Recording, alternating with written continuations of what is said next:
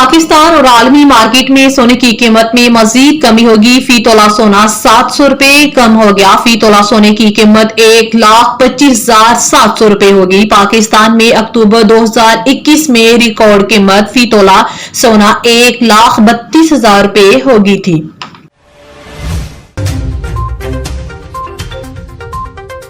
Election commission ने महफूज फैसला सुना दिया। KPK में दूसरे मरहले के बल्दियाती इलेक्शन 31 मार्च 2022 में होंगे।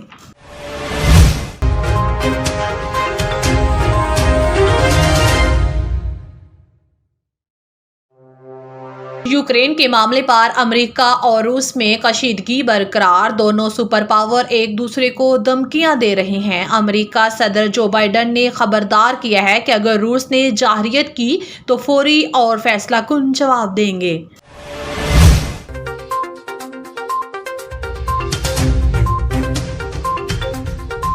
भारतीय रियासत कर्नाटका समेत मुख्तलिफ इलाकों में हिजाब के खिलाफ मुहिम जारी है। आज कर्नाटका रियासत के मुख्तलिफ इलाकों में तुलबात समेत उस्तादसा को हिजाब उतारने पर मजबूर किया गया। अमेरिका ने कहा कि भारत में हिजाब पर पाबंदी मजहबी आज़ादी के खिलाफ है।